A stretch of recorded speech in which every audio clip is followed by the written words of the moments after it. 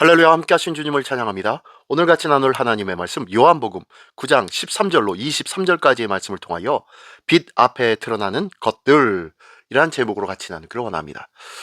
오늘 본문은요, 앞에 1절부터 12절까지의 내용에 이어서 계속되어지는 내용인데요. 날 때부터 맹인이었던 자가 눈을 뜨는 기적이 일어납니다.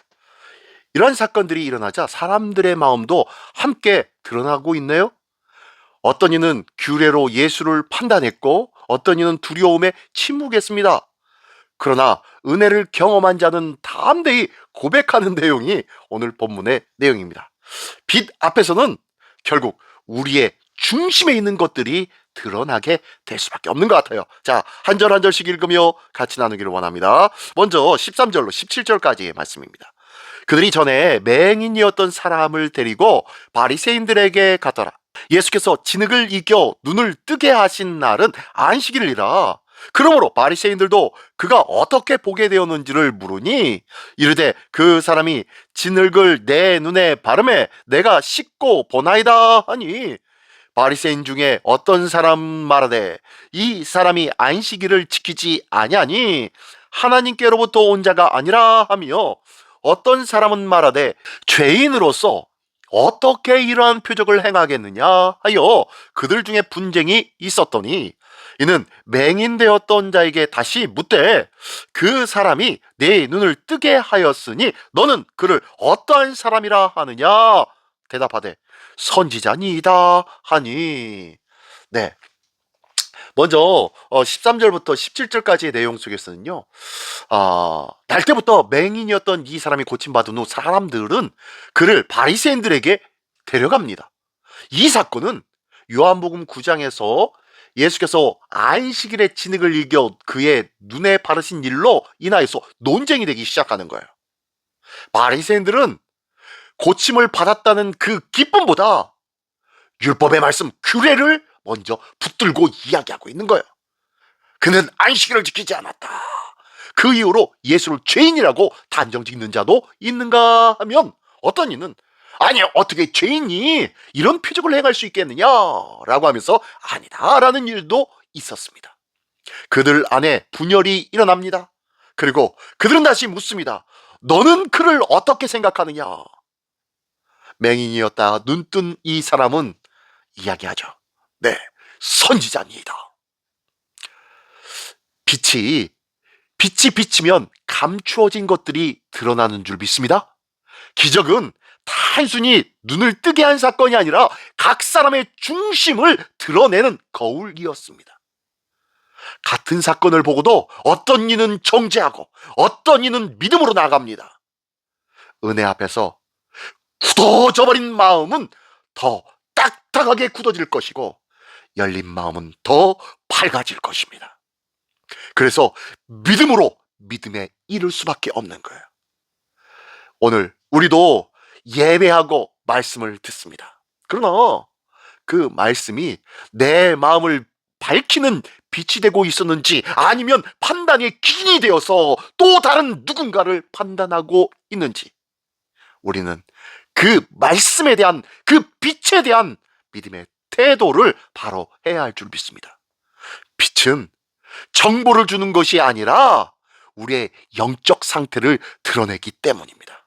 빛이 비추었다고 정죄해야 되고, 그리고 더럽고 악한 것을 분별하는 것으로 끝나는 것이 아니라 그 영적 상태를 통하여서 우리가 기도해야 될 것이 무엇인지, 우리에게 맡겨진 사명이 무엇인지를 밝히 보게 하는 것이 참 빛을 보는 사람인 줄 믿습니다. 오늘도 이 빛을 보는 하나님의 사람, 의의 사람, 믿음의 사람 되시기를 예수님의 이름으로 축원합니다. 네, 계속해서 18절로 23절까지의 말씀입니다. 유대인들이 그가 맹인으로 있다가 보게 된 것을 믿지 아니하고 그 부모를 불러 묻되 이는 너희 말에 맹인으로 났다 하는 너희 아들이니 그러면 지금은 어떻게 해서 보느냐? 그 부모가 대답하여 이르되 이 사람이 우리 아들인 것과 맹인으로 난 것을 아나이다. 그러나 지금 어떻게 해서 보는지 또는 누가 그 눈을 뜨게 하였는지 우리는 알지 못하나이다. 그에게 물어보소서. 그가 장성하였으니 자기 일을 말하리이다. 그 부모가 이렇게 말한 것은 이미 유대인들이 누구든지 예수를 그리스도로 시인하는 자는 출교하기로 결의하였으므로 그들을 두려워함이로라.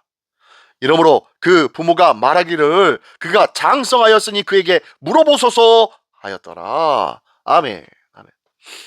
네. 두 번째 단락에서는요, 이 빛이 비추어졌지만 이 빛에 대한 또 다른 반응의 모습이 보여지고 있습니다.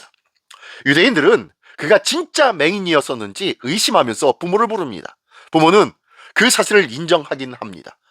이는 우리 아들이요 맹인으로 난 것이 맞다고 고백하네요. 그러나 어떻게 보게 되었는지는 우리가 알지 못합니다. 그가 장성했으니 그 장성한 그에게 물어보십시오 라고 이야기를 합니다. 그 이유는 분명합니다. 예수를 그리스도로 시인한 자는 출교하기로 결의했기 때문입니다. 부모는 진실을 알면서도 두려움 때문에 한 걸음 뒤로 물러서고 있네요. 자, 빛은 믿음뿐만 아니라 두려움의 모습까지도 드러내고 있습니다. 그의 아들은 선지자니이다 라고 담대하게 외쳤지요. 그러나 그 부모는요, 모든 상황과 정황 속에 자칫 잘못하면 유대교에서 출교를 당할 것 같고 돌팔매질을 당할 것 같기에 두려움에 대답을 하지 못합니다. 은혜를 직접 경험한 아들은 점점점 담대해지지만 곁에서 지켜본 부모는 또 조심스러워 하네요. 자, 사람은 두려워하면 입을 닫고 하나님을 경외하면 입을 연다는 것을 기억하십시오. 나에게 믿음이 있습니까? 이제는 닫았던 그 입을 열기를 원합니다. 믿음이 없기에 제대로 외치지 못했어요. 믿음이 없기에 상황과 형편이 두려웠어요. 믿음이 없기에 염려와 걱정밖에 남지 않았습니다. 그러나 하나님을 향한 믿음이 있었다면 상황과 형편은 더 이상 나의 마음과 이 기쁨을 전하는데 걸림돌이 되지 않습니다. 입을 크게 열며 하나님의 하신 일들을 자랑하게 될 것입니다. 우리의 삶에도 출교와 같은 두려움이 속속들이 다가올 때가 많이 있습니다.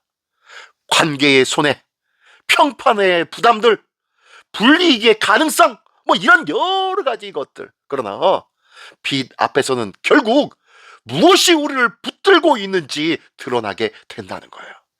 나는 예수 안에 있는 자유함과 기쁨과 감격에 찬양 어린 입술을 여는 자입니까? 아니면 관계, 평판, 불이익 이런 것들만 생각하면서 염려하고 걱정하며 입을 닫는 자입니까? 빛 대신 주님 앞에 우리는 무엇을 선택하고 있습니까? 지금 이 상황에 안전입니까? 아니면 내 안에 주신 놀라운 기쁨과 감격의 고백입니까?